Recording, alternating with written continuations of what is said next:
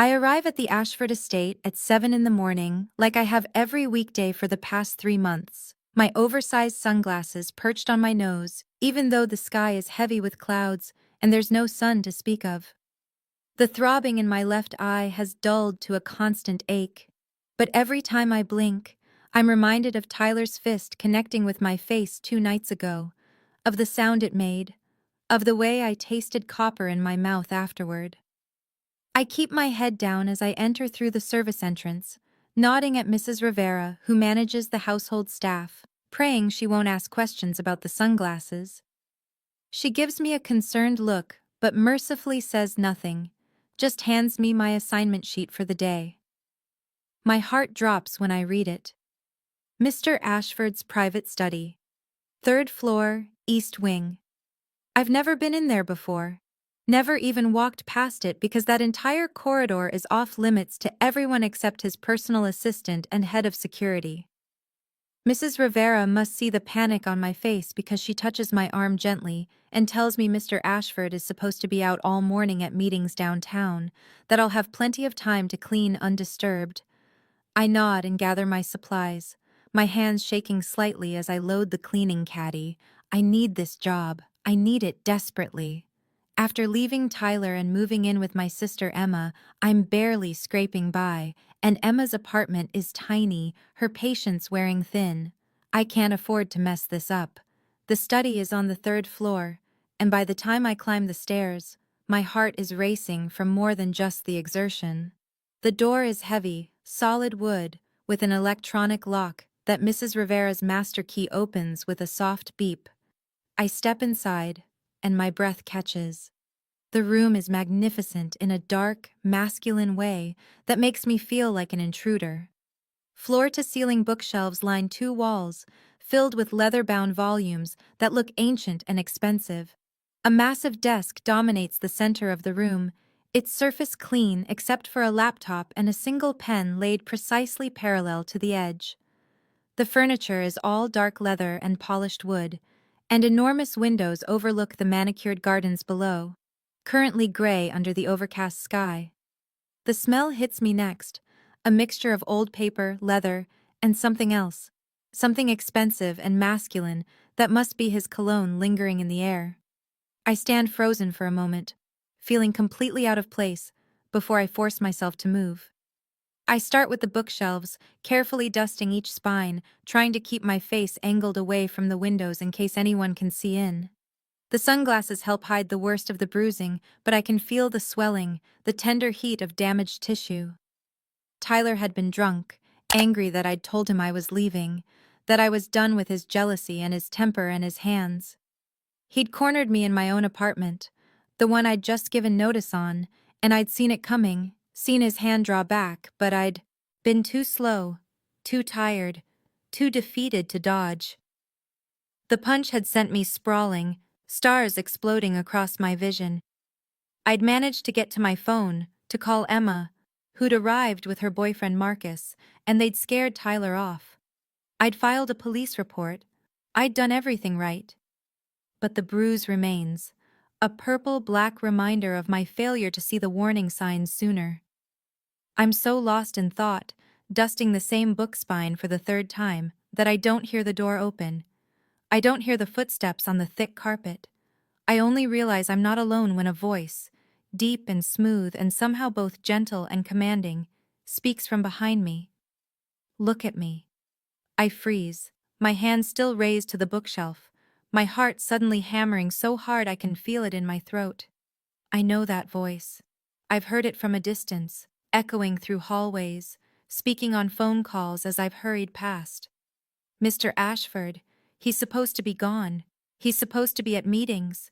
I force myself to turn slowly, keeping my face angled down, my sunglasses firmly in place.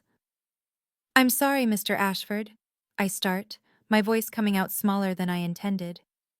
I'll finish quickly and get out of your way. It won't happen again.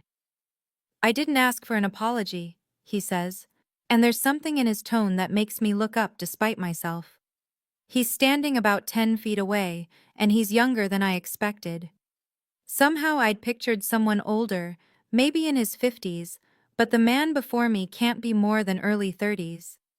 He's tall, easily over 6 feet, with dark hair styled perfectly, wearing a charcoal suit that probably costs more than I make in 6 months. His face is striking, all sharp angles and strong features, with eyes that are currently fixed on me with an intensity that makes my skin prickle.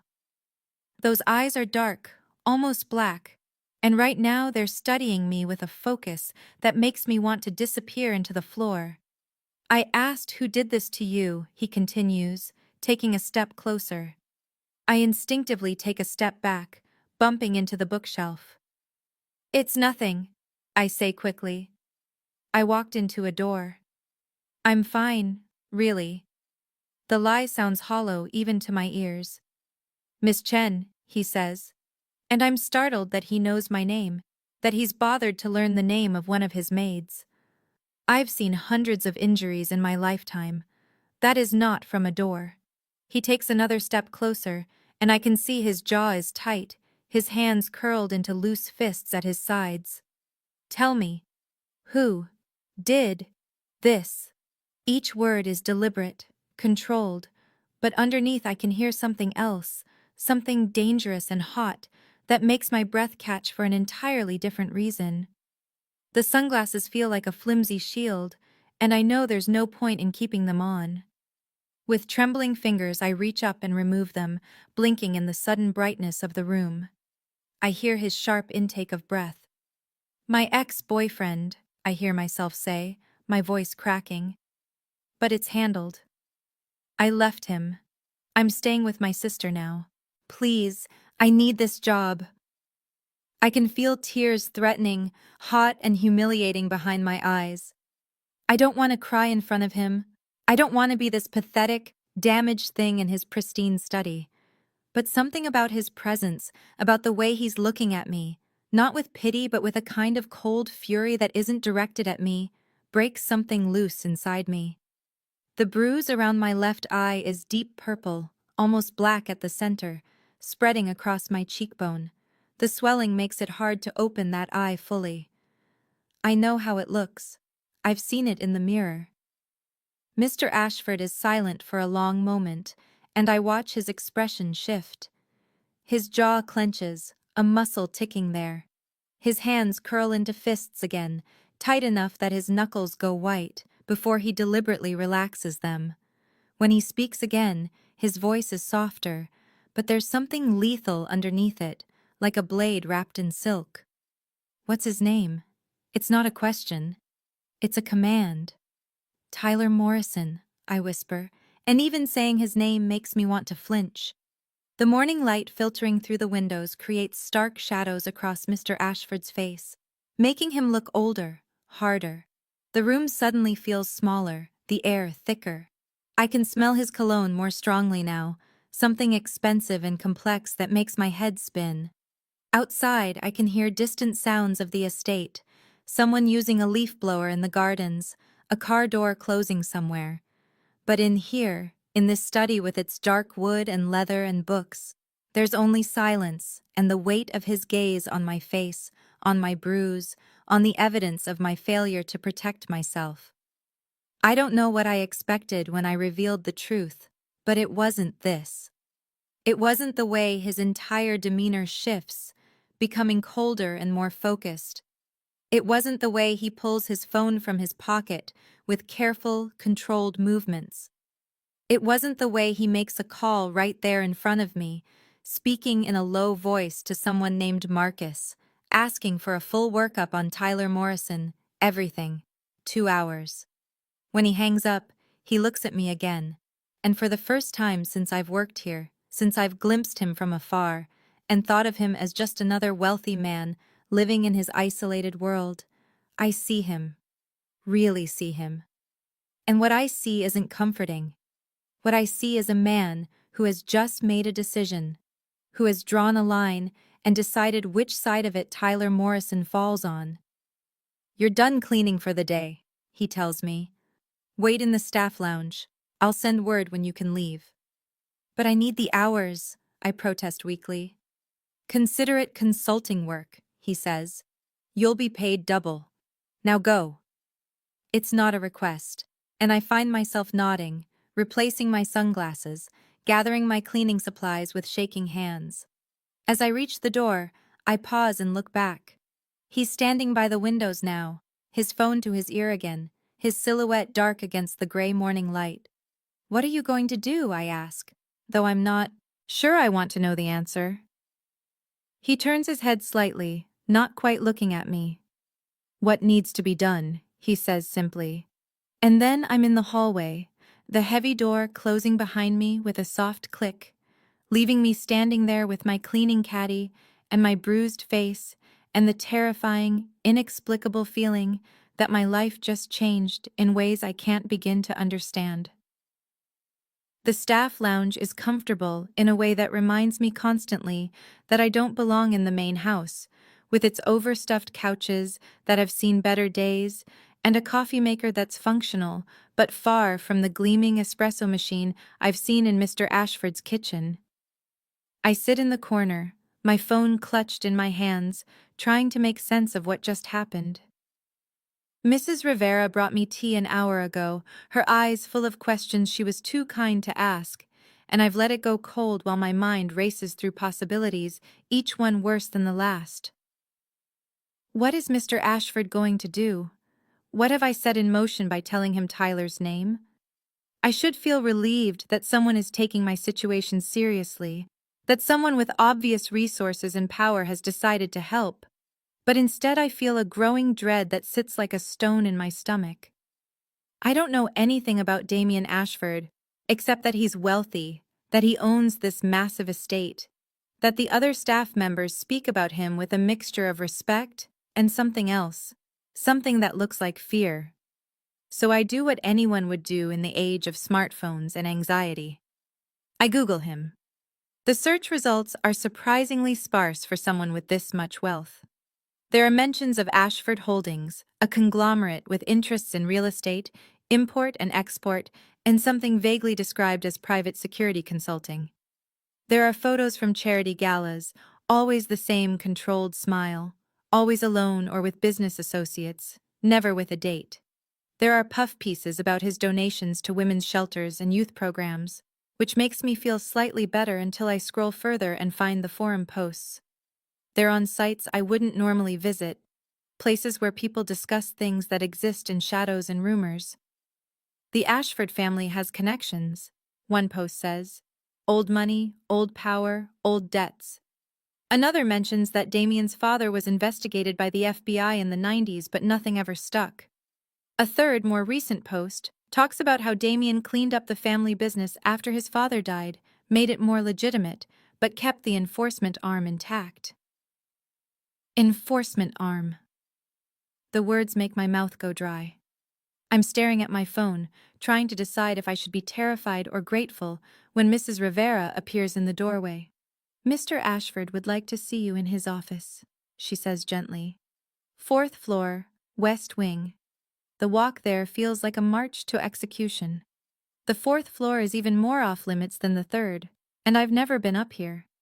The hallway is wider, the carpet thicker, and there's artwork on the walls that looks old and probably costs more than I'll earn in my lifetime.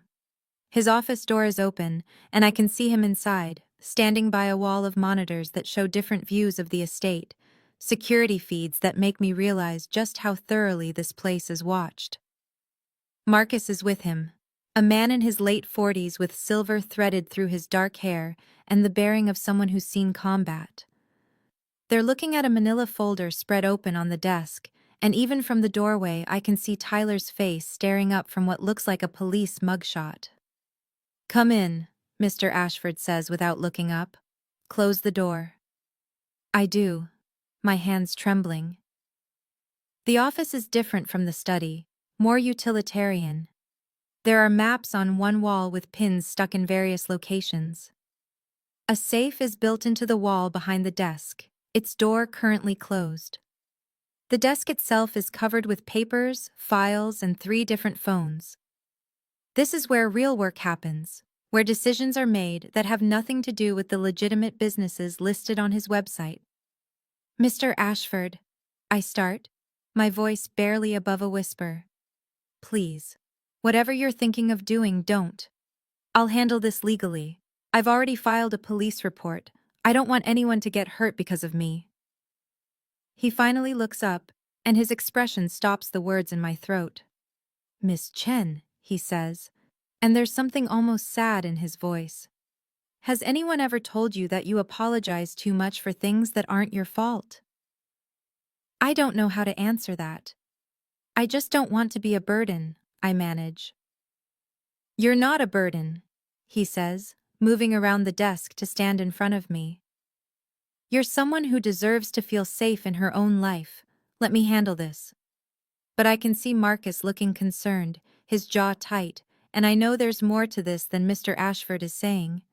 He turns back to the folder, flipping through pages, and I can see his expression darkening with each one.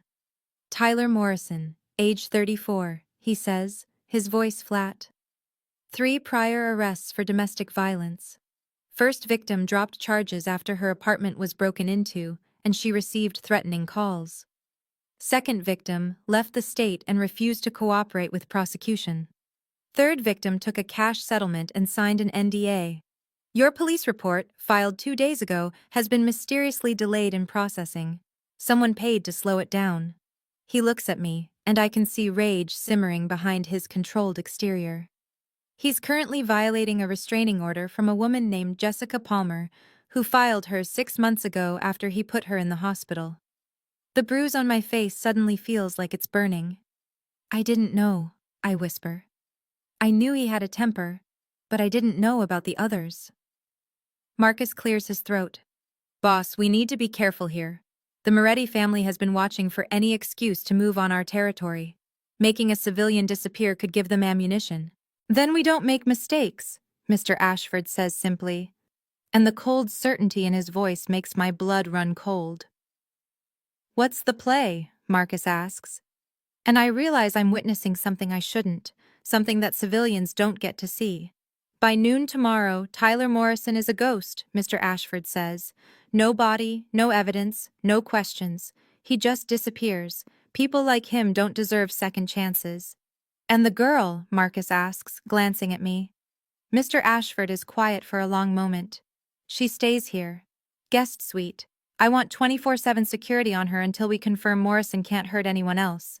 I should protest. I should insist on going back to Emma's apartment, on handling this myself, on not getting further entangled in whatever world Mr. Ashford operates in. But the truth is, I'm terrified.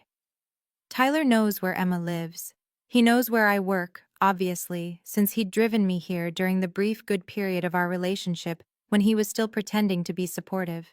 He knows my routines, my friends, my favorite coffee shop. And if what Mr. Ashford says is true, if Tyler has hurt other women and gotten away with it, then my police report won't protect me. The legal system has already failed his previous victims. Why would I be any different? I find myself nodding, even though every rational part of my brain is screaming that this is insane. Okay, I hear myself say. Okay. The rest of the morning passes in a blur. Marcus makes phone calls, speaking in code that I don't understand, but that makes the hair on the back of my neck stand up. Mr. Ashford works at his computer, his fingers flying over the keyboard, pulling up information that I'm certain isn't legally obtained. I sit in a chair by the window, watching the clouds finally break and weak sunlight spill across the gardens, feeling like I've stepped through a door into a different world. At one point, Mrs. Rivera brings lunch on a tray, and Mr. Ashford insists I eat even though my stomach is in knots. He eats nothing himself, too focused on whatever he's planning. I pick at a sandwich that probably tastes amazing, but might as well be cardboard for all I can appreciate it. By noon, Marcus receives a call that makes him nod slowly. He hangs up and looks at Mr. Ashford. It's confirmed. Morrison is at his apartment. He's alone. He ordered delivery about an hour ago, so he's planning to stay in. We have a window. Mr. Ashford stands, rolling his shoulders like an athlete preparing for a game. He looks at me, and for the first time since this morning, his expression softens slightly. Miss Chen, I'm going to have Marcus escort you to the guest suite. It's on the 3rd floor, east wing. You'll be comfortable there. If you need anything, there's a phone that connects directly to security. Do not leave the estate. Do not contact anyone, including your sister, until I tell you it's safe. Do you understand? I nod, because what else can I do? He's already set things in motion. Tyler's fate was sealed the moment I said his name. Part of me knows I should feel guilty, should feel horror at what's about to happen, but all I feel is a strange, detached numbness. How many other women did Tyler hurt? How many other black eyes and split lips and worse? If the legal system won't stop him, then maybe someone needs to operate outside it. Marcus takes my elbow gently, guiding me toward the door. As we're leaving, I hear Mr. Ashford on the phone again, his voice low and cold. I need the team ready in 20 minutes, he says. Full protocol. No traces. And I want confirmation by 1800 hours. The guest suite is larger than Emma's entire apartment. There's a bedroom with a bed that looks like it belongs in a luxury hotel, a sitting area with a couch and television, and a bathroom with a tub big enough to swim in. The windows overlook the gardens, and in the distance I can see the fence that surrounds the property, topped with cameras I never noticed before. Marcus shows me how to use the phone, how to lock the door from the inside, where the panic button is hidden under the nightstand. You're safe here, he tells me, and there's kindness in his eyes that makes me want to cry. The boss doesn't make promises he can't keep. When he's gone, I sink onto the couch and stare at my hands. They're shaking. Everything is shaking. 6 hours ago I was just a maid dusting bookshelves, and now I'm in a guest suite under armed protection while my ex-boyfriend is being hunted by people who make people disappear without leaving evidence. I should call Emma. I should call the police. I should do something other than sit here and let this happen. But I don't. Instead, I curl up on the couch, still wearing my maid's uniform, and I wait. I wait as the afternoon sun tracks across the floor. I wait as shadows lengthen in the gardens. I wait as my phone buzzes with increasingly frantic texts from Emma asking where I am. I don't answer them. Mr. Ashford said not to contact anyone, and something tells me that disobeying him right now would be a very bad idea. At some point, Mrs. Rivera brings me clothes, a whole wardrobe in my size that she says she picked up from a boutique in town. There's also food, real food, not the sandwich I couldn't eat earlier. I manage a few bites, and then give up. My stomach is too twisted.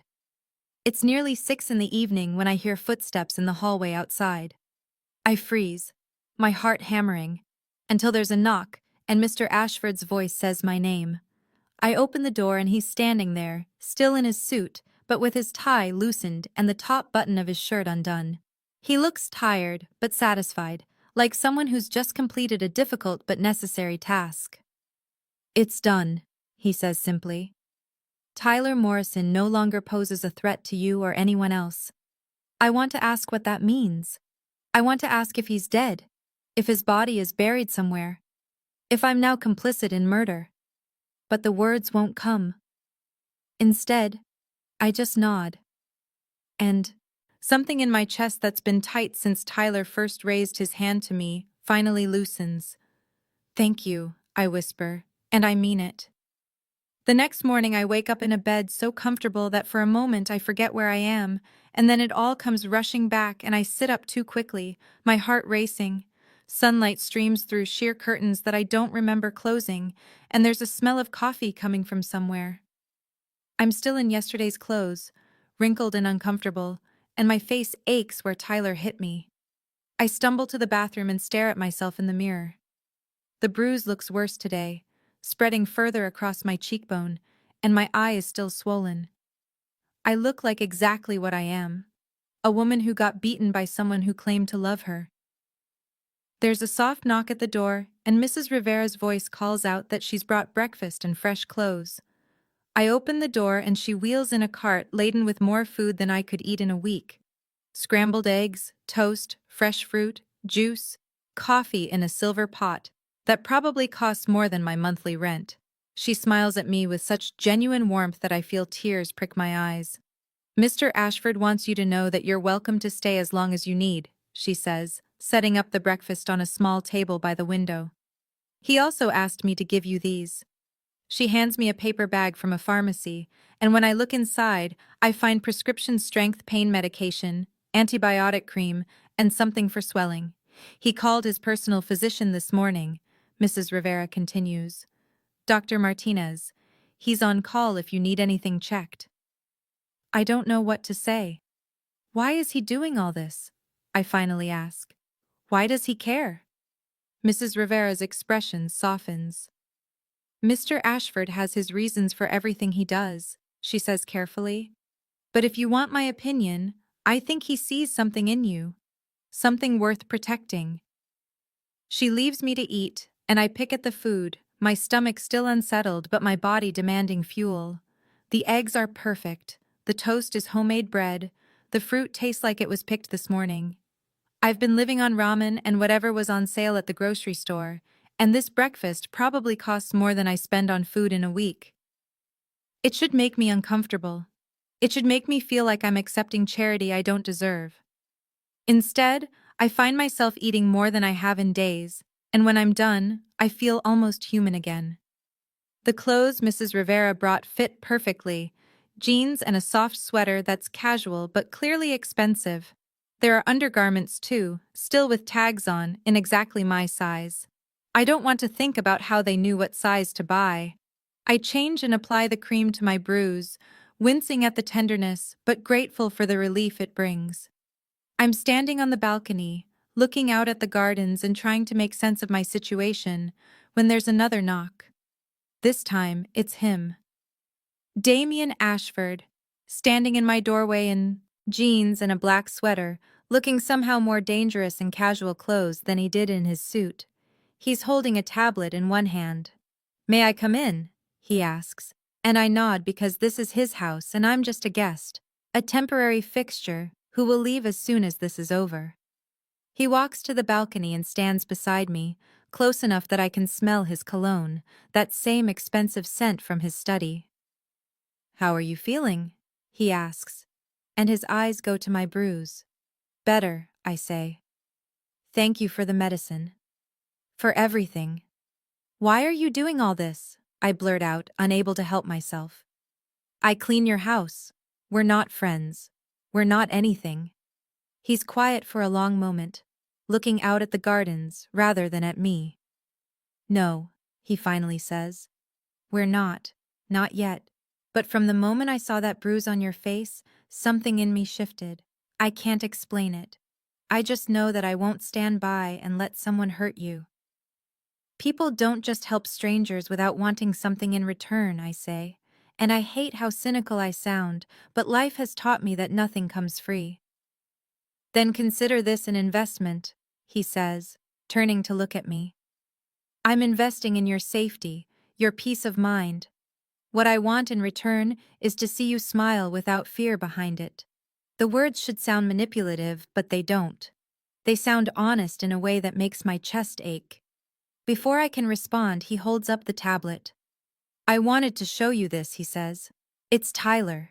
The screen shows what looks like security footage from an airport. Tyler is there, going through security, looking nervous and disheveled. The timestamp says yesterday evening.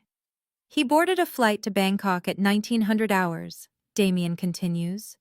He withdrew all his savings before leaving, quit his job via email, and terminated his apartment lease.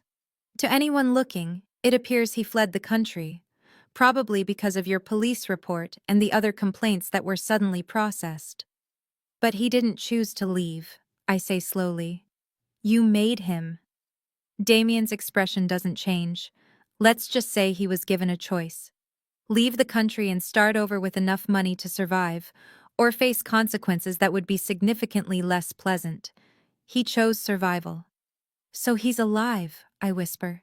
He's alive, but he'll never come back. He's been placed on a no-fly list back to the States, Damien says. He's also been made aware that if he ever attempts to contact you or any of his previous victims, the people who arranged his travel will ensure he regrets it. He'll spend the rest of his life looking over his shoulder in a country where he doesn't speak the language and has no connections. I should feel relief, And I do. But I also feel something else. Guilt, maybe? Or the weight of understanding what kind of power this man has. You could have killed him, I say. You could have made him disappear completely. Yes, Damien says simply. But you asked me not to hurt anyone because of you. So I didn't. This seemed like an appropriate middle ground. The fact that he listened, that he adjusted his plans because of what I said, does something strange to my heart. The rest of the day passes in a surreal haze. Mrs. Rivera fusses over me, bringing me books and magazines, making sure I have everything I need. Marcus stops by to tell me that my sister Emma has been informed I'm safe and staying with a friend, that she shouldn't worry. I'm given a new phone, prepaid and untraceable, with only a few numbers programmed in. Emma's number is there, as is one labeled simply Security. In the afternoon, Damien finds me in the library, a massive room I'd stumbled into while exploring the parts of the house I'm apparently allowed to access. He's changed into slacks and a button-down shirt, looking more like the businessman I first saw yesterday. I'm holding a copy of The Count of Monte Cristo, one of my favorites, and he smiles when he sees it. Good choice, he says. Revenge and redemption. It seemed appropriate, I say, then immediately wish I hadn't because it sounds like I'm making light of what he did for me. He doesn't seem offended. He asks if I've eaten lunch, and when I admit I haven't, he insists on having something prepared. But instead of sending me back to my suite, he leads me to a smaller dining room I haven't seen before. It's less formal than the main dining room I've cleaned countless times, with a wooden table that seats maybe 8, and windows that overlook a courtyard with a fountain. Soft jazz plays from hidden speakers, and the lighting is warm and intimate. Over sandwiches that are somehow both simple and extraordinary, we talk. Really talk. He asks about my life, and I find myself telling him things I never tell anyone. About growing up in foster care after my mother overdosed when I was 12. About aging out of the system at 18 with nothing but a high school diploma and a determination to make something of myself. About working my way through community college, getting my business administration degree while working 2 jobs, only to discover that entry-level positions require 3 years of experience and connections I don't have. About the student loans that follow me like shadows, the medical bills from when I had pneumonia 2 years ago and couldn't afford to see a doctor until I was in the emergency room. Why did you become a maid instead of pursuing your degree? He asks, and there's no judgment in his voice, only genuine curiosity. Because student loans and medical bills don't care about your dreams, I say. You do what you need to survive, and this job pays better than retail. I get health insurance after 6 months. I was planning to save up, maybe take some night classes, try to get certified in something that would open more doors. He listens without interrupting, without offering empty platitudes about how things will get better or how I should stay positive. When I'm done, he tells me about himself. About losing his father at 19 to a heart attack. About suddenly inheriting a business empire he never wanted. About discovering that much of his father's wealth came from operations that existed in legal gray areas and sometimes crossed into darkness. About having to choose between dismantling everything and putting hundreds of people out of work, or learning the business and trying to make it better. I couldn't abandon it, he says. Too many people depended on the organization. Employees, their families, the legitimate businesses that were tangled up with the rest. So I learned. I made it more legitimate where I could. But some parts, some operations, they exist because the world isn't fair, and sometimes people need help that the law won't provide. Like me, I say quietly. Like you, he agrees. His hand is resting on the table near mine, and I watch as he slowly reaches over and covers my hand with his. The touch is warm, solid, and it sends electricity up my arm. I should pull away. I should maintain distance, remember that this is temporary, that I'm just a maid he's helping out of some sense of duty or nobility, but I don't pull away. We sit there as the afternoon light shifts and the music plays, and something unspoken builds between us. "Can I ask you something?" I finally say. "And will you answer honestly?" "I'll try," he says. "What exactly do you do?" I ask. "Your business." Because I've worked here for 3 months and I've seen things. Deliveries at odd hours. Men who look like they've been in fights. And now this, making my ex disappear. "What are you?" He's quiet for a long time, his thumb absently stroking the back of my hand. "I'm someone who operates outside the law when the law fails people," he finally says. "My family has interests in various sectors, some legitimate, some less so. Real estate, import and export, private security. But we also handle problems for people who have nowhere else to turn, people who've been failed by the system. And yes, I have the power to make problems disappear.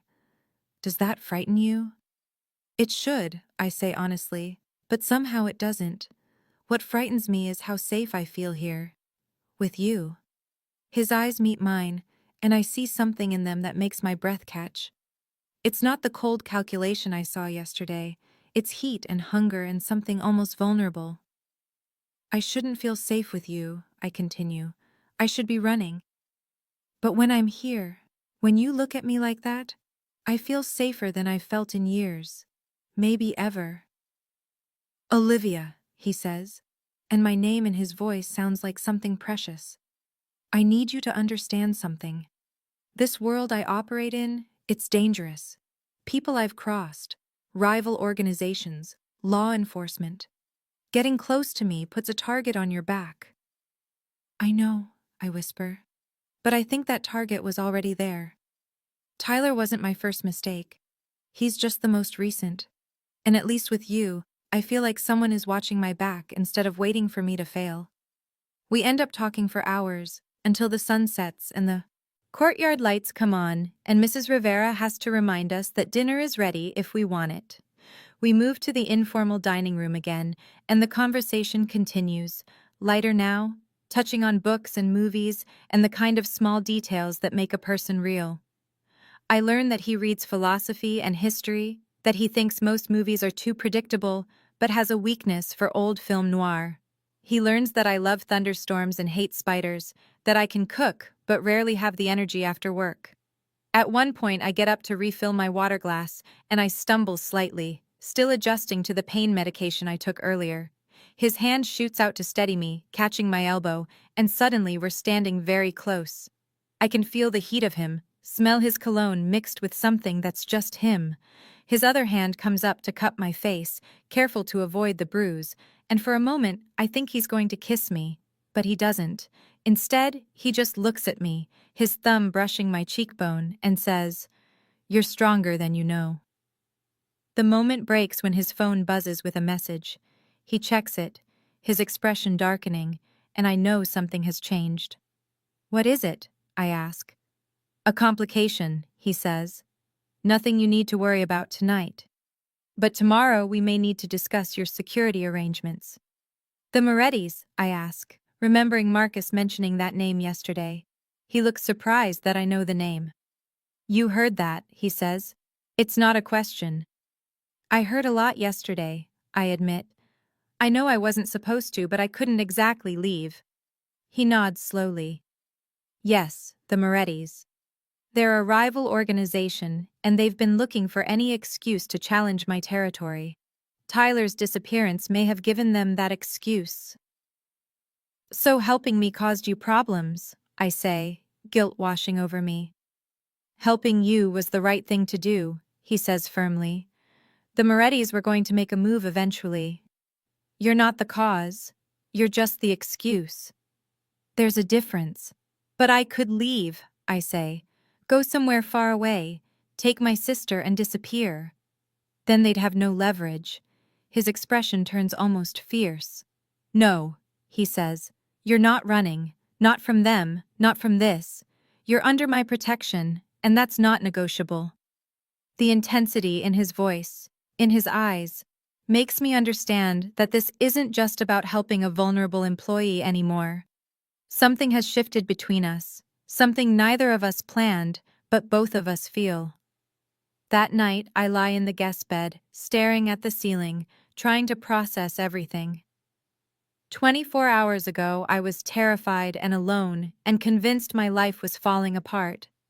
Now I'm in a mansion, protected by a man who operates outside the law, feeling safer than I have in years. It should be wrong. It should feel like trading one dangerous situation for another. But it doesn't. It feels like maybe, finally, I've found somewhere I belong. The second day dawns gray and heavy with clouds that threaten rain, and I wake to find a text on my new phone from Damien saying that everything is handled, that Tyler is gone and won't be coming back, and that we should talk this afternoon. I spend the morning in a strange state of suspended animation, pacing the guest suite, trying to read but unable to focus, my mind circling around the same questions over and over. What did they do to him? Where is he now? Am I complicit in whatever happened? Should I feel worse than I do? Mrs. Rivera brings me lunch, but I can barely eat, my stomach tied in knots that have nothing to do with hunger. It's almost 2 in the afternoon when Damien finds me in the library again, standing by the window and watching the grounds crew work on the gardens below.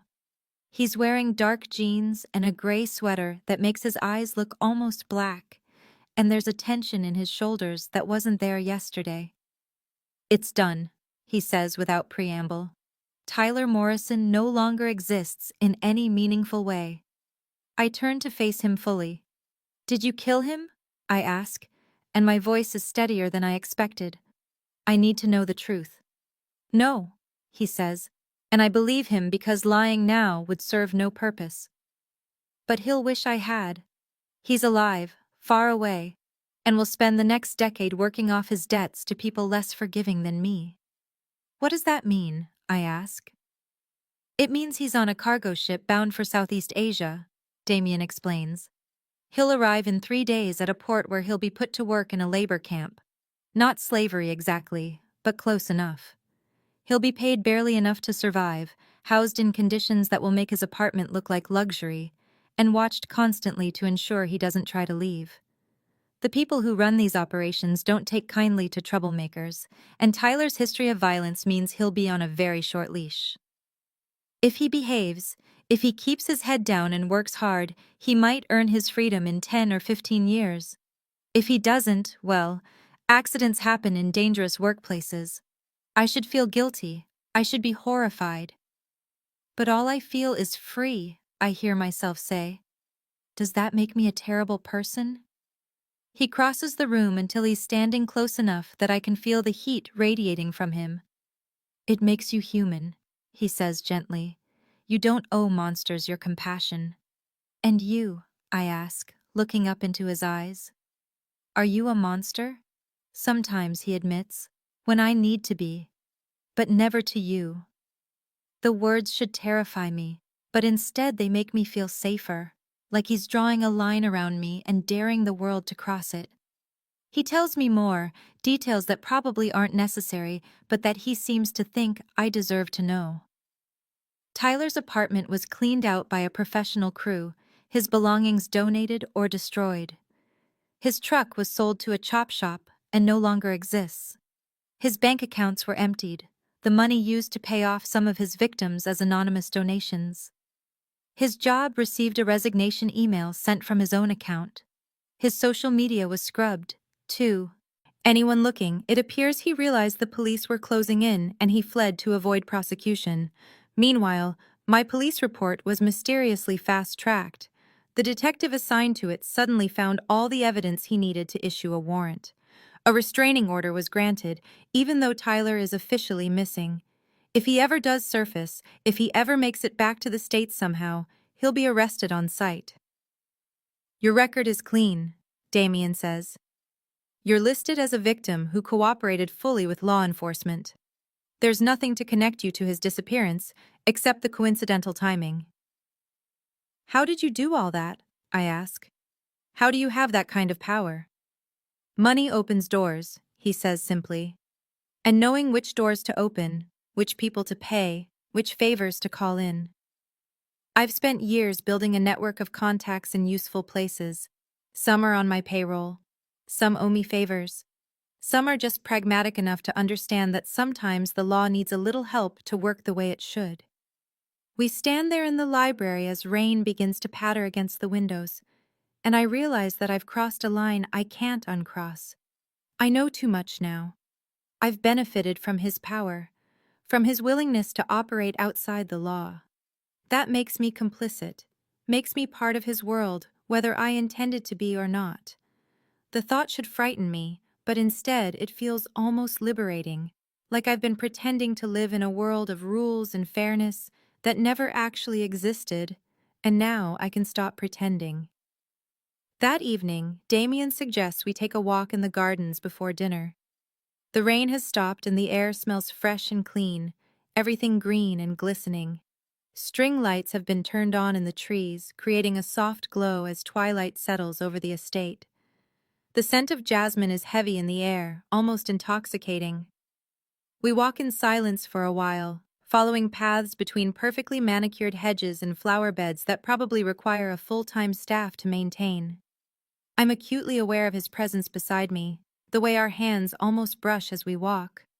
The tension between us has been building for 2 days now, unspoken but undeniable. I feel like I've known you much longer than 2 days, I finally say. Like somehow this was always going to happen. He stops walking and turns to face me. I know what you mean, he says. From the moment I saw you in my study, something changed. I can't explain it. I've helped people before, intervened when I saw injustice. But with you, it was different. It was personal in a way I didn't expect and still don't fully understand. Maybe because I've been where you are, I say. Not exactly the same, but close enough. Alone, scared, trying to survive in a world that doesn't care if you make it or not. Maybe you saw something in me that you recognized. Maybe, he says. Or maybe I just saw you. Really saw you. And couldn't look away. He reaches up and tucks a strand of hair behind my ear, his fingers lingering against my cheek. The touch is gentle, almost reverent, and it makes my breath catch. The bruise on my face has started to fade, turning from deep purple to a mottled yellow-green, but his fingers carefully avoid it. We're standing very close now, close enough that I can see the flecks of gold in his dark eyes, close enough that I could lean forward just slightly, and our lips would meet. The air between us feels electric, charged with possibility. His hand slides from my cheek to cup the back of my neck, his thumb stroking the sensitive skin there, and I think this is it. This is the moment. But then I hear rapid footsteps on the gravel path and Marcus's voice calling Damien's name with an urgency that makes us both turn. "Boss," Marcus says, slightly out of breath. "We have a problem." The moment shatters like glass, and I can see Damien's expression shift from open and vulnerable to closed and controlled in an instant. "What is it?" he asks, his hand dropping from my neck, but his body still angled protectively toward me. "We need to talk inside," Marcus says, glancing at me apologetically. "It's about the Morrison situation." The three of us walk back to the house in tense silence, and I can feel my earlier peace evaporating, replaced by a creeping dread. We end up in Damien's office, the war room as I've started thinking of it, with its maps and monitors and phones. Marcus closes the door and pulls out a folder. Detective Sarah Chen from the Organized Crime Unit has been asking questions about Tyler Morrison's disappearance, he says without preamble. She's smart, connected him to Olivia through the police report, connected Olivia to you through her employment here. She came by this afternoon wanting to interview Olivia about the last time she saw Morrison. I told her Olivia was unavailable, but she's persistent. She'll be back. That's manageable, Damien says. We expected law enforcement interest. What else? The Morettis, Marcus continues. They're spreading rumors that you're going soft, that you made a move without proper authorization from the council. They're saying you eliminated a civilian without clearing it through proper channels, that you're becoming unstable and putting the organization at risk. Vincent Moretti has requested a meeting tomorrow night. He wants to discuss territories and recent boundary oversteps.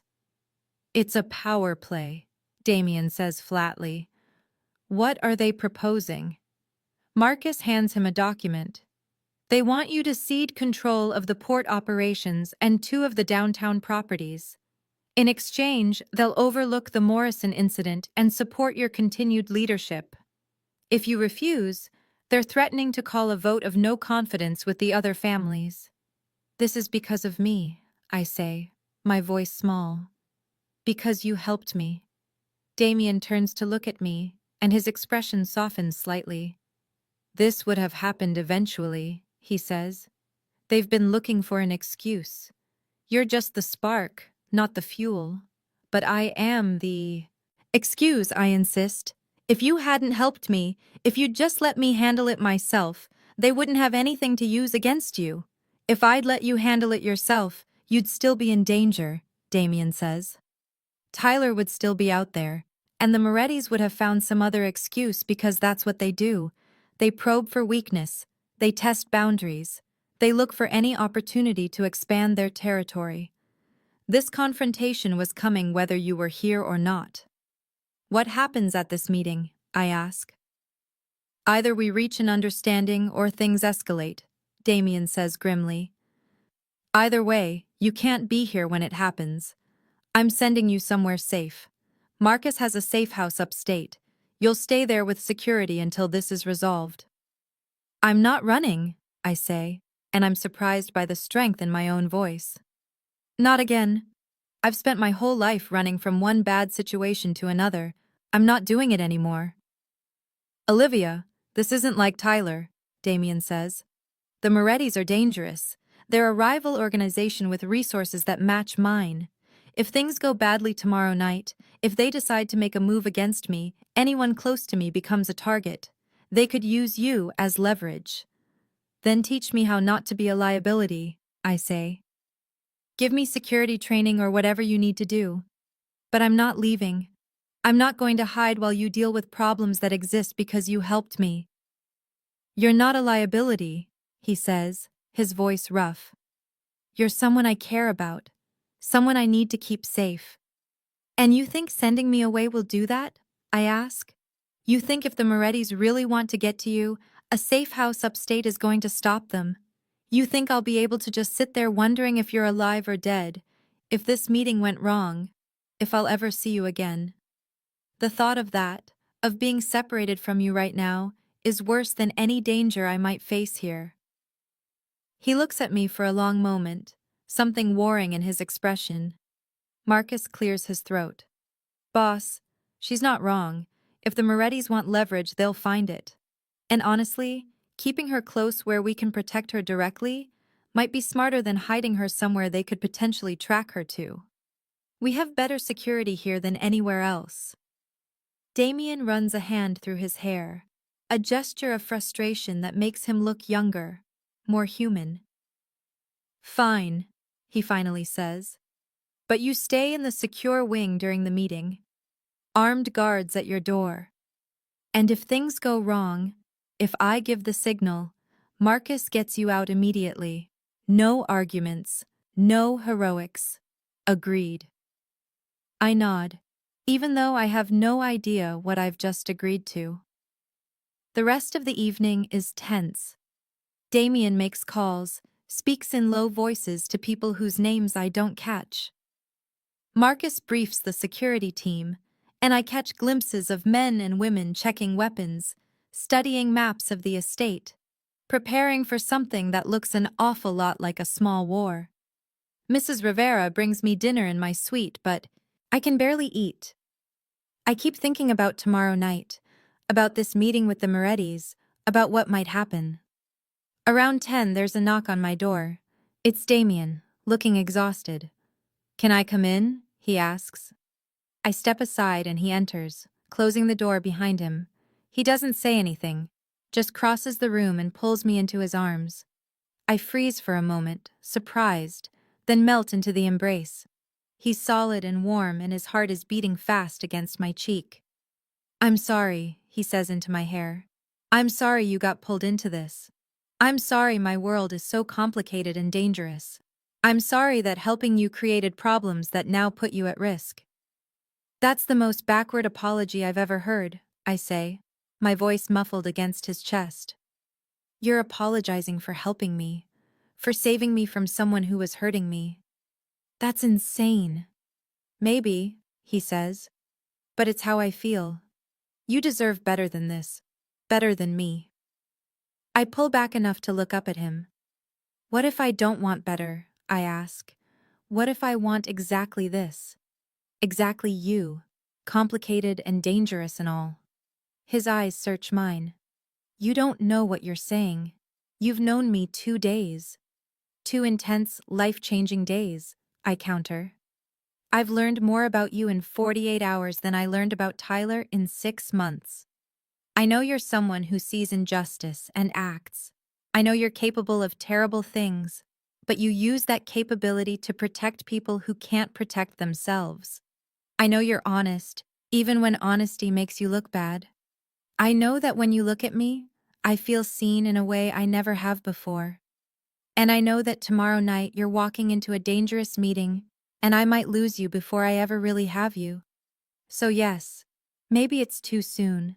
Maybe I'm being reckless, but I'm tired of playing it safe and ending up hurt anyway." He kisses me then, finally, and it's nothing like I expected. It's not gentle or tentative. It's fierce and desperate and full of everything we haven't said. His hands frame my face, careful of my fading bruise, and I grab his sweater and pull him closer. When we finally break apart, we're both breathing hard. "Whatever happens tomorrow," he says, "you need to know that you matter to me. More than is probably wise. More than is certainly safe. But you matter. You matter to me too," I whisper. "So come back to me. Promise me you'll come back." "I promise," he says, and then he kisses me again, softer this time, like he's memorizing the taste of me. When he finally leaves, I lie in bed staring at the ceiling, my lips still tingling, my heart racing with fear and hope and something that feels dangerously like love. The next evening arrives too quickly, and I spend the day in a state of controlled panic, trying to distract myself with books and television, but unable to focus on anything except the approaching meeting. Mrs. Rivera brings me an early dinner that I push around my plate without eating, and at 6, Marcus arrives to escort me to what he calls the secure wing. The suite I've been staying in is apparently not secure enough for tonight. The secure wing is on the second floor in a part of the estate I haven't seen before, accessible only through a reinforced door that requires both a keycard and a fingerprint scan. Marcus shows me to a room that looks normal enough at first glance, comfortable furniture and soft lighting, but then he shows me the panic room hidden behind what looks like a closet door. It's small and stark, concrete walls and a heavy steel door, with monitors showing feeds from cameras all over the estate and a phone hardwired into the wall. Emergency supplies are stacked in one corner, enough food and water for several days. "If anything goes wrong, if you hear gunfire or alarms, you get in here immediately," Marcus instructs. "Lock the door from the inside. This phone connects directly to my cell and to emergency services. Don't come out until either Damien or I personally come to get you. Understood?" I nod, my mouth too dry to speak. He squeezes my shoulder gently. "It's going to be fine," he says, but I can hear the doubt underneath his confidence. The boss knows what he's doing. 2 guards are posted outside my door, both armed with weapons they don't bother to hide. I recognize one of them from around the estate, a woman named Sophia, who's always been polite when we've crossed paths. Now she looks like a different person, hard-eyed and alert, a pistol visible at her hip. I settle onto the couch and try to read, but the words blur together. At 7:30, I hear vehicles approaching, multiple engines, and I go to the window even though I know I shouldn't. I can see two black SUVs pulling up to the front entrance, and men climbing out. At least 6 of them plus 2, who must be the Morettis, based on the way the others defer to them. The older man is silver-haired and moves with the confidence of someone used to being obeyed.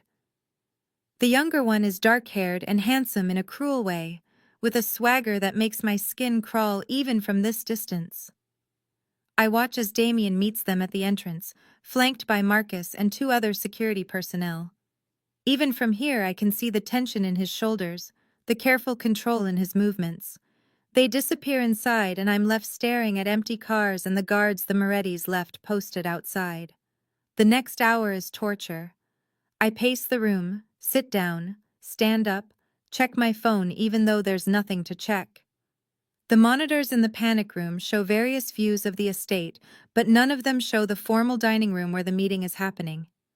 I imagine 1,000 different scenarios, each worse than the last. At 8:45, everything goes wrong. I hear raised voices first, muffled but angry, coming from somewhere below. Then I hear what sounds like furniture being overturned, the crash of something breaking.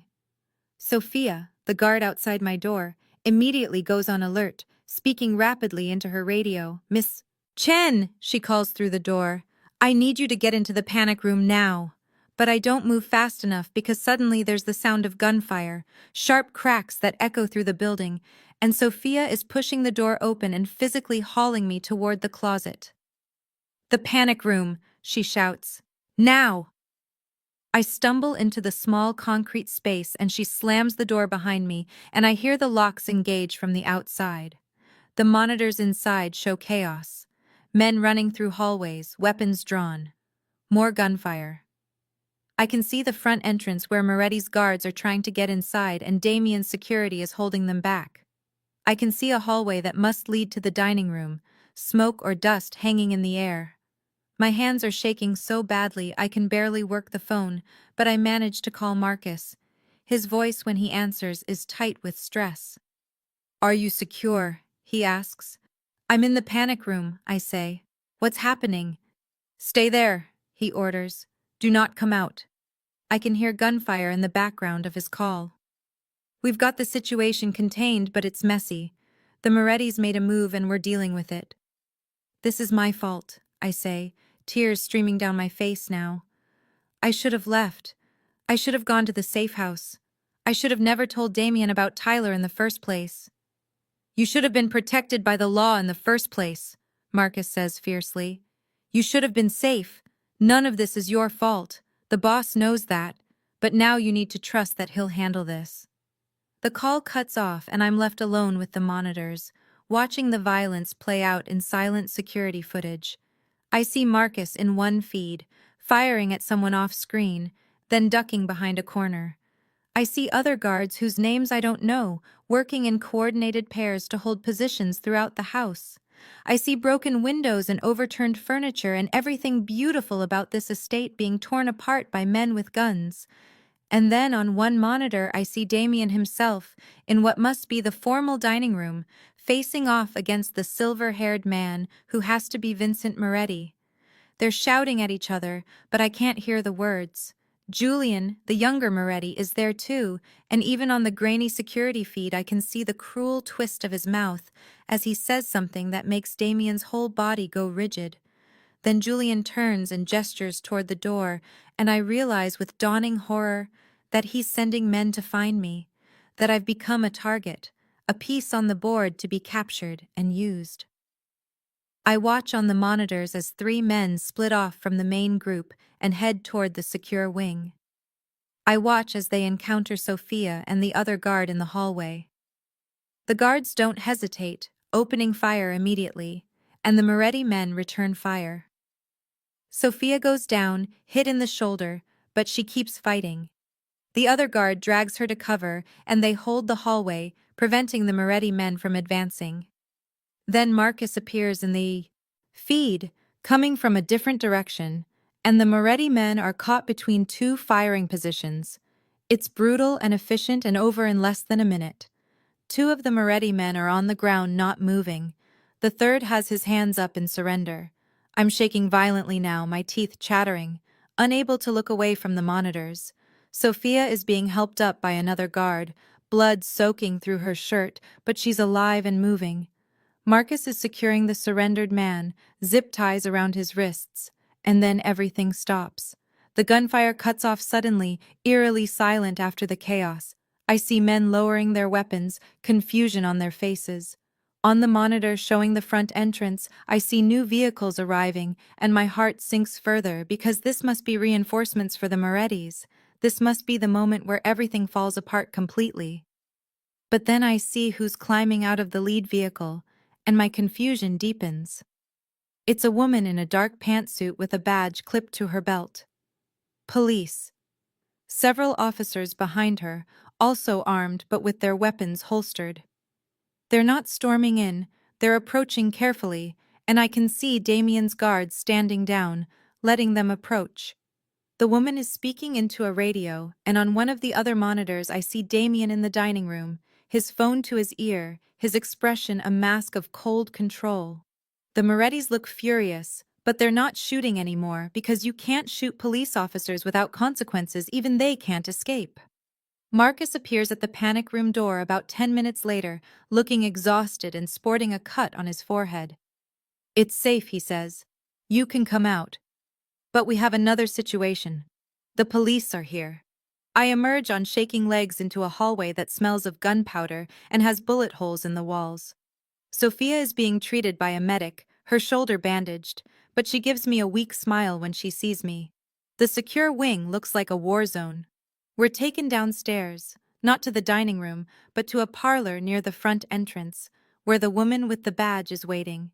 She's Asian, maybe 40, with sharp eyes that miss nothing. "Detective Sarah Chen," she introduces herself, and there's irony in the shared last name that I'm too stressed to appreciate. "Someone want to explain why my missing persons case just led me to what looks like the beginning of a gang war?" Damien is there, his suit jacket gone and his shirt sleeve torn, but otherwise he looks unharmed. His eyes find mine immediately, and I see relief flash across his face before the mask returns. "Detective," he says smoothly. "What an unexpected pleasure.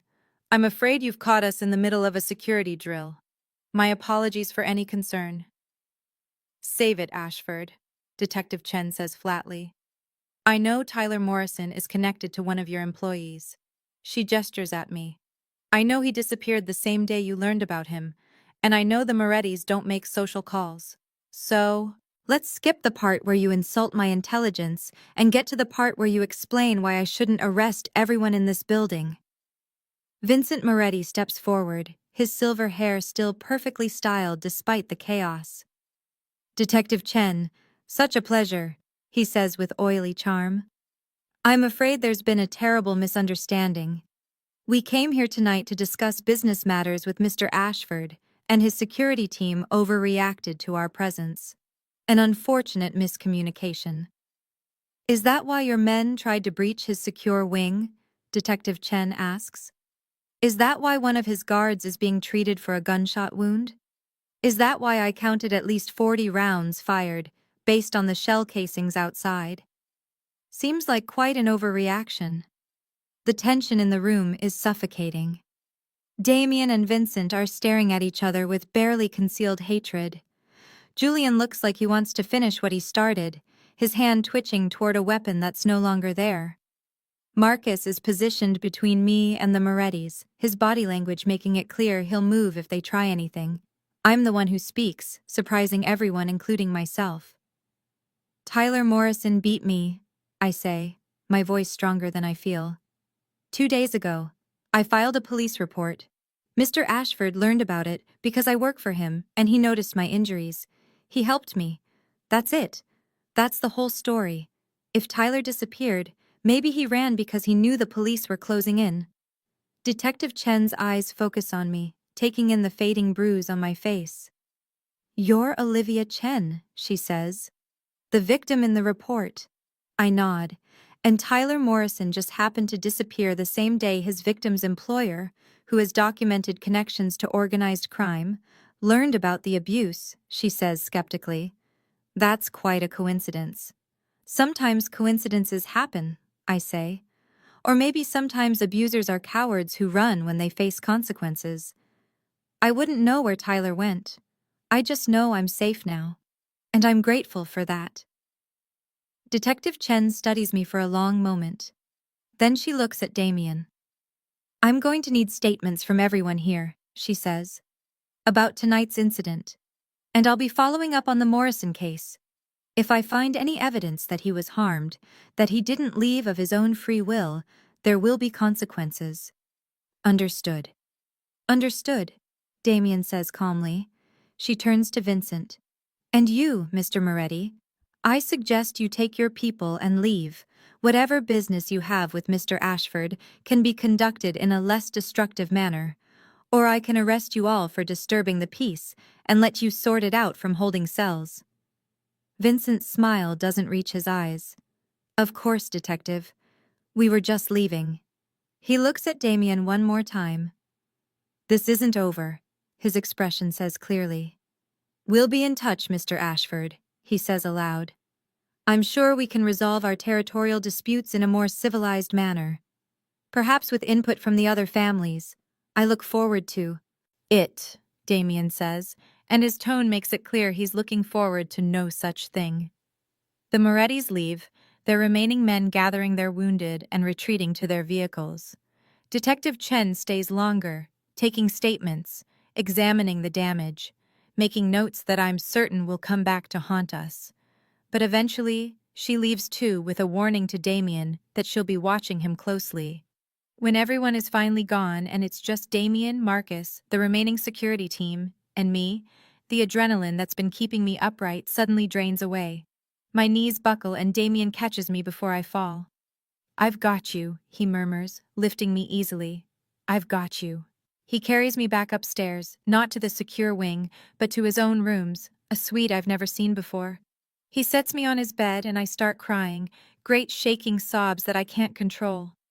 He holds me through it, not saying anything, just being there. When I finally calm down enough to speak, the words come tumbling out. This is my fault, I say. They know about me now. They know I'm your weakness. Vincent saw your face when Julian threatened me. I've made you vulnerable. You haven't made me anything, he says firmly.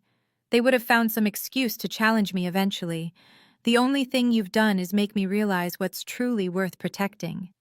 But I am a weakness, I insist. Julian was right about that. You might be, he admits, but you're also a strength. You make me remember why I do this, why I took over my father's organization instead of walking away. It's not about money or power. It's about protecting people who can't protect themselves. You reminded me of that. We sit there in his bedroom as the estate slowly returns to normal around us. Security teams checking perimeters, cleaning crews dealing with the damage, medical personnel treating the wounded. And I realize that this is my life now, this world of violence and danger and moral ambiguity. I can walk away if I want to. Damien would let me go, would set me up somewhere safe, would never hold tonight against me. But I don't want to walk away. Despite everything, despite the fear and the chaos and the knowledge that I'll always be a potential target, I want to stay. Because here, in his arms, in this damaged, beautiful estate, surrounded by people who've proven they'll fight to protect me, I feel more at home than I ever have in my life. The study feels different after everyone leaves. Quieter, almost sacred after the chaos. The fire Damien builds in the fireplace casts warm shadows on the walls. A stark contrast to the cold, fluorescent lights of the panic room where I spent the most terrifying hour of my life. He pours us both whiskey, hands shaking slightly as he passes me the glass. It's the first time I've seen his composure truly crack. We sit in silence for a long time processing. Sophia is going to be fine. The bullet went clean through her shoulder, no permanent damage. 2 of Moretti's men are in the hospital, 1 in critical condition. The surrendered man is being held somewhere I don't ask about, awaiting Vincent's ransom negotiation. The estate looks like a war zone in places, but Marcus assures us it can be repaired within a week. Detective Chen's card sits on Damien's desk, a reminder that the outside world is still watching. I need to tell you something, Damien says finally, his voice rough. And I need you to really hear it, not just listen to it.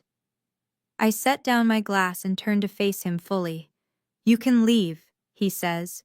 Not just tonight, not just the estate, this whole life, me, all of it. He stands and walks to his desk, pulling out a folder I've never seen before. I had my lawyers prepare this weeks ago, after the first time we had dinner together, before anything happened between us. He hands me the folder and I open it with trembling hands. Inside are documents, a bank account in my name with enough money to live comfortably for years, contact information for a relocation specialist who can help me start over anywhere in the world, a new identity package if I want it, letters of recommendation for jobs in my field using references that can't be traced back to him. I'm giving you a choice, Olivia, a real one, he says. You can walk away from all of this, from me, from the danger, from the complications. I'll set you up anywhere you want to go. New identity if you want it, enough money that you'll never have to worry about rent or bills again. You'll be safe. You'll be free. Or, I ask, my voice barely a whisper, or you stay. He kneels in front of me, taking my hands in his. You stay knowing exactly what my life involves. The danger. Tonight proved that's real. The moral compromises. We both know what happened to Tyler, even if we don't say it. The reality that I'm not a good man by conventional standards. I've done things that would horrify you if you knew the details. I'll do more things. That won't change. His eyes are intense, burning with emotion he's not trying to hide anymore. You stay, and we build something together, he continues. Whatever that looks like. But you need to understand that choosing me means choosing all of it. The violence, the danger, the moral gray areas. I won't lie to you or pretend I'm something I'm not. This is who I am. I look down at the folder in my lap, at the carefully prepared escape route he's offering. It's genuine, I can see that. He would let me go, would help me disappear, would never contact me again if that's what I wanted. He's giving me what Tyler never did, what no one ever has, the power to choose my own path without manipulation or coercion. Tears stream down my face as I realize what his offer means. He's willing to lose me to keep me safe. He's putting my well-being above his own feelings. It's the most loving thing anyone has ever done for me. Do you know why I answered that job posting to work here? I ask, my voice shaking. I saw it online, this position for a live-in maid at a wealthy estate, and I almost didn't apply. It seemed too good to be true, full room and board, decent salary, health insurance, but I was tired, Damien, so tired. I take a shaky breath. Tired of barely surviving, tired of being afraid, tired of being alone, tired of working 3 jobs and still not making rent, tired of men who saw me as something to use and discard, tired of a system that didn't care when I called for help. I applied because I thought maybe, just maybe, I could have one small corner of safety in this world. I look up at him, meeting his eyes. And then you asked me about my black eye. You, this dangerous man, who I should have been afraid of, who everyone warned me about. You asked, and you didn't just offer sympathy, you offered action. You saw me, really saw me, and decided I was worth protecting, worth more than I believed I was worth. You were always worth it, he says fiercely. Maybe, I say, but you made me believe it. You made me feel like I matter, like my safety and happiness are important. You gave me power when I had none. You treated me with respect when the world taught me not to expect any. I closed the folder and set it aside. So no, I'm not walking away. I'm not taking the escape route, as generous and genuine as it is. I'm choosing you, and I'm choosing this life, complicated as it is, because for the first time, I'm not just surviving, I'm living. His control breaks and he pulls me into his arms, holding me so tightly I can barely breathe. I feel his shoulders shaking and realize he's crying too, silently, with relief and something that feels like joy. You're sure? he asks against my hair. Olivia, you need to be absolutely sure. Once we commit to this, once you're publicly known as mine, you become a permanent target. The Morettis won't forget tonight. There will be others who try to use you against me. I can protect you. I will protect you. But I can't eliminate every risk. I'm sure, I say. But I need you to understand something too. I'm not staying as the victim you rescued. I'm not staying as the maid you took pity on. If I'm choosing this life, I'm choosing it as your partner, your equal, someone who stands beside you, not behind you. He pulls back to look at me, and I see surprise in his eyes. I have a degree in business administration, I continue. I can read contracts and financial statements. I can manage operations and handle negotiations. The legitimate side of your business, at least. Let me be useful. Let me contribute. Don't just protect me. Trust me. A slow smile spreads across his face. You want to work for me? Officially? With you, I correct. Not for you. I've seen your operation. You're brilliant at the strategic side, but your legitimate businesses are poorly managed. That real estate portfolio you mentioned? It's leaving money on the table. Your charitable foundation is structured inefficiently for tax purposes. Your investment diversification is risky. He laughs, a genuine sound of delight. Have you been analyzing my finances? I had a lot of time in that panic room, I say. The monitors showed some of your file folders when Marcus was in your office. I may have used the zoom function. You're incredible, he says, and kisses me. It's different from before, not desperate or tentative, but certain. A promise and a commitment. When we break apart, he's still smiling. All right, partner. We'll do this together. But right now, tonight, I just need to hold you. To know you're safe. To believe this is real. We move to his bedroom, the one I've never seen before. It's surprisingly simple. Elegant, but not ostentatious. A large bed with dark sheets, a wall of windows overlooking the gardens, bookshelves filled with a mixture of business texts and classic literature. Photos on the dresser show a younger Damien with an older man who must be his father, stern and imposing. Another photo shows Marcus and Damien, both in their 20s, laughing at something off camera. Tell me about your father, I say as we lie together, my head on his chest, his arms around me. He's quiet for a long moment. He was complicated, ruthless in business, both legitimate and otherwise. But he had a code. He believed in protecting people who couldn't protect themselves, in honoring agreements, in loyalty. He built an empire, but he never forgot where he came from. Do you miss him? Every day. He died 5 years ago. Heart attack, ironically enough. Nothing violent or dramatic. Just gone. His arms tighten around me. He would have liked you. He always said the strongest people are the ones who survive impossible situations and still maintain their humanity. Is that what I did? You're doing it right now. You should hate men like me. You should run as far as possible from this world. Instead, you're choosing to stay and build something good within it. That takes incredible strength. We fall asleep like that, wrapped around each other, and for the first time since Tyler's first raised hand, I sleep without nightmares. The weeks that follow are a whirlwind of change. True to his word, Damien makes me a legitimate partner in his business operations. I move into an office adjacent to his, connected by a door but separate, symbolizing the balance we're building. During the day, I manage his real estate holdings, restructure his investments, and work with his lawyers on the charitable foundation. At night, I'm learning the delicate dance of his other world, the careful politics, the strategic alliances, the necessary compromises. Mrs. Rivera cries with happiness when I move my belongings from the guest suite to Damien's rooms.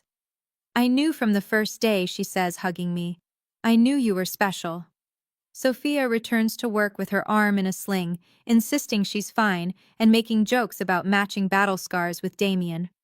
The security team treats me differently now, not as someone to protect, but as someone who's proven she belongs here.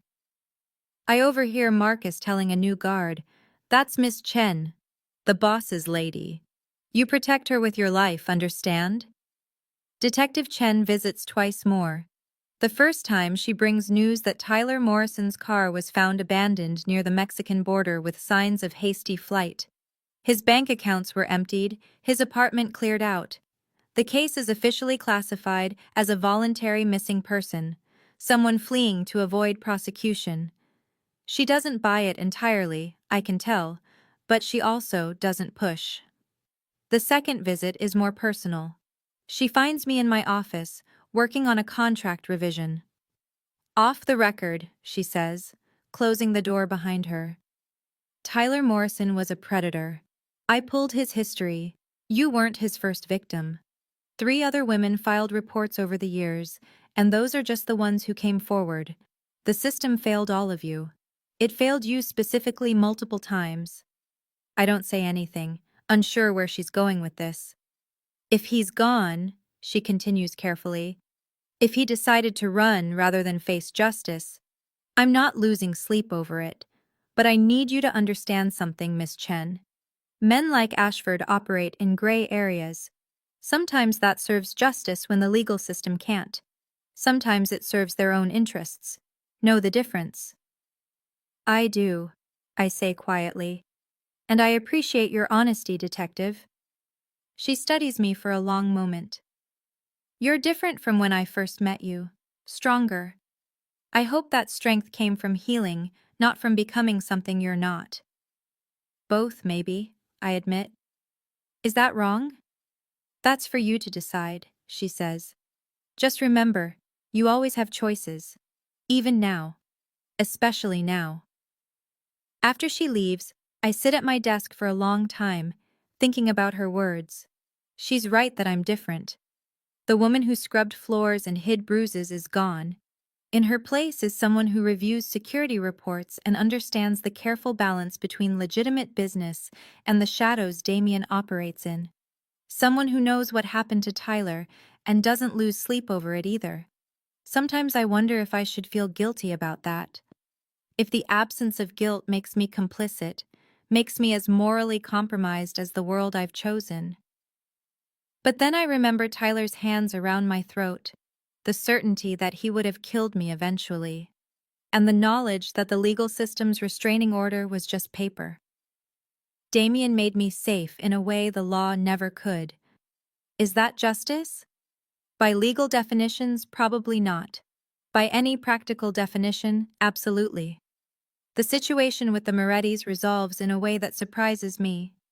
3 weeks after the confrontation, Marcus brings news that Vincent has requested a formal meeting, not at the estate this time, but at neutral territory with mediators from 2 other families present. "He's backing down," Damien explains as we prepare for the meeting. "Not completely. He'll still test boundaries, still look for advantages. But he's reassessed. We proved we'd go to war to protect what's ours. That's not weakness. That's a line in the sand." "What changed his mind?" I ask. Damien pulls me close, his hands settling on my waist. "I made it clear that anyone threatening you would discover exactly how far I'm willing to go. I may have suggested that the restraint I showed during the confrontation was a courtesy I wouldn't extend again. You threatened them because of me. I promised them consequences because of us," he corrects. "You're not a liability, Olivia. You're the reason I'll fight harder, think smarter, be more strategic." Vincent understands that now. "Julian," he shrugs. "Julian is young and stupid. He'll learn, or he won't survive long in this world." The meeting happens without incident. Territory lines are redrawn, profit sharing is renegotiated, and a tentative peace is established. I don't attend. Not appropriate yet, Marcus says, though someday that might change. But when Damien returns, I'm waiting in our rooms now, not just his, and the relief on his face tells me everything went well. "It's done," he says, pulling off his tie. "Not perfect, not permanent, but stable for now." "Good," I say. Because I found something interesting in your Northeast holdings that I want to discuss. He laughs and pulls me onto the bed. Later. Right now, I just want to be with you. No business, no politics, no danger, just us. We make love slowly, tenderly, with the certainty of people who've chosen each other with full knowledge and acceptance. Afterwards, we lie tangled together, and I realize I'm completely, surprisingly happy. You know, I say, a normal boyfriend would just change his Facebook status. He laughs against my shoulder. Nothing about us is normal. That's what makes it worth fighting for. 3 months after that first day when he asked about my black eye, we stand on the balcony of the master suite, overlooking the gardens where we had our near kiss. The November air is cool but not cold, and Damien wraps his jacket around my shoulders. Do you ever regret it? He asks quietly. Staying? Choosing this life? I think about the question seriously. My life now is complicated in ways I never imagined. I know things about Damien's business that could be dangerous. I live with security guards and panic rooms. I've learned to read threat assessments and understand territory disputes. I exist in moral gray areas that would horrify the woman I was a year ago. But I also have work I'm good at and proud of. I have people who respect me and value my contributions. I have Marcus's friendship and Mrs. Rivera's maternal care and Sophia's casual camaraderie. I have safety and security and the knowledge that I matter. Most importantly, I have Damien, this complicated, dangerous, surprisingly gentle man who saw me when I was invisible and protected me when I was vulnerable and loves me with a fierce certainty that still takes my breath away. No, I say finally, I don't regret it. This life, this choice, it's the first real thing I've ever had. Everything before was just surviving. This is living. He kisses me, soft and sweet, and I taste our future in it, complicated and dangerous and absolutely worth it. I love you, he says. I know we haven't said it before, but I need you to know. I love you, Olivia Chen. You're the best thing that's ever happened to me. I love you too, I say, and mean it with my whole heart. Below us, the estate goes about its evening routine, security changing shifts, kitchen staff preparing dinner, Marcus checking his reports in the office we can see through the windows. It's normal and domestic and completely surreal. What are you thinking? Damien asks. That I answered a job posting for a maid position and ended up here, I say, standing on a balcony with a crime lord who loves me, managing a business empire, living in a world I didn't know existed. If someone had told me this would be my life 6 months ago, I would have thought they were insane. And now? Now I think I'm the sanest I've ever been. I know exactly who you are and what your world entails. I'm choosing it. Choosing you, with open eyes and a full heart. I turn in his arms to face him. You asked me about the black eye. By noon my ex was missing, and by evening I'd started falling in love with you. That's our story. That's our truth. That's our beginning, he corrects. The rest we'll write together. And we do. Epilogue. 6 months later. My office is busier than ever on a Thursday afternoon in late spring. I'm reviewing contracts for a new property acquisition when Marcus knocks and enters without waiting for permission, a habit that used to annoy me but now I find endearing. The Moretti situation is stable, he says, dropping a file on my desk. They've accepted the new territory divisions. The Chicago family mediated the final details. I look up from my computer. What changed their mind? Last I heard, Julian was still pushing for renegotiation. Marcus glances toward the connecting door to Damien's office with a slight smile. The boss reminded them that underestimating his commitments is costly. Damien emerges from his office, papers in hand, and overhears the conversation. I may have implied that anyone threatening you would discover exactly how far I'm willing to go, he says casually. Again. You threaten them, again. I say flatly. Damien, we talked about this. You can't just threaten other families every time they're difficult. I can when they're specifically difficult about you, he counters, leaning against my desk. Julian made another crude comment about our relationship at the mediation. I simply clarified that such comments are unacceptable and will have consequences. Marcus coughs to hide. A laugh. By clarified, he means he put a gun on the table and asked if Julian wanted to repeat his words. You didn't, I say, exasperated. I did, Damien confirms, completely unrepentant. And Vincent apologized for his son's behavior and agreed to all our terms. So technically, my method worked. I shake my head but can't help smiling. You're impossible. You love me anyway, he says, pulling me close for a quick kiss. Unfortunately true, I admit. Marcus rolls his eyes good-naturedly. If you two are done being disgustingly in love, we have a conference call with the West Coast distributors in 20 minutes. We'll be there, Damien says. After Marcus leaves, he turns back to me. How's the charity foundation restructuring going? Almost done. We'll save about 15% on administrative costs with the new structure, which means more money going directly to beneficiaries. I'm also implementing better oversight to prevent the embezzlement issues you had last year. Have I mentioned lately that you're brilliant? Not since this morning, I say, but I won't object to hearing it again. He kisses me properly this time, deep and thorough, until my phone buzzes with a reminder about my own meeting. We break apart reluctantly. Dinner tonight? He asks.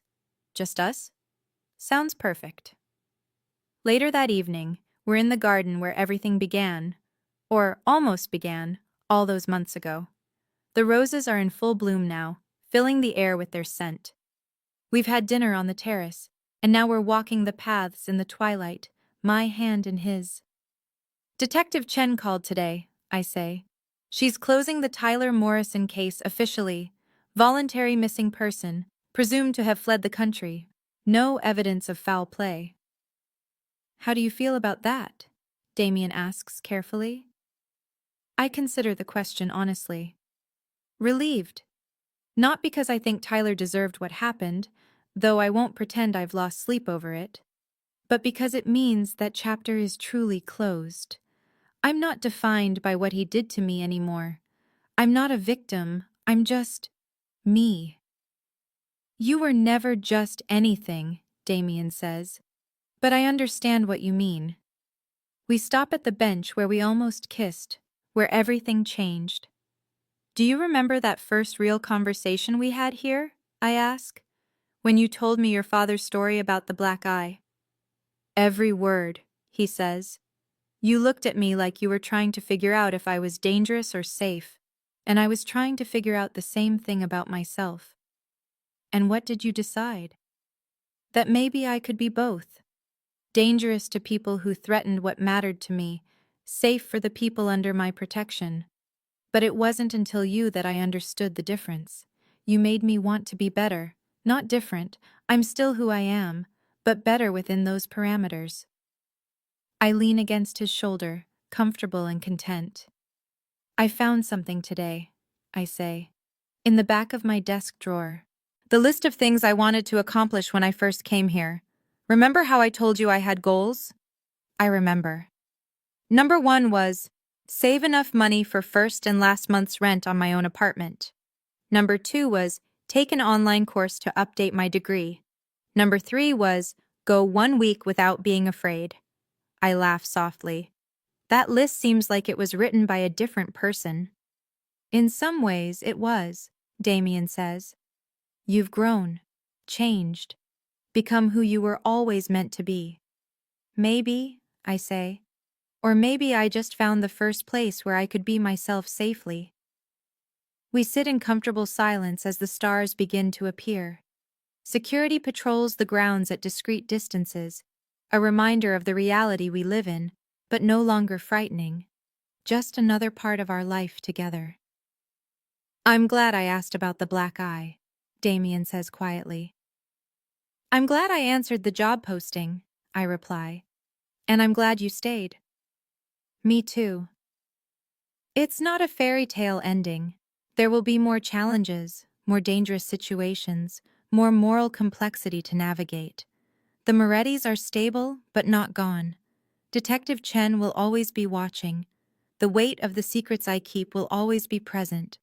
But as Damien pulls me closer and kisses me under the emerging stars, in the garden where our story almost began all those months ago, I know I've made the right choice. This life, complicated, dangerous, morally ambiguous, is mine. Fully, completely, without reservation. And I've never been happier.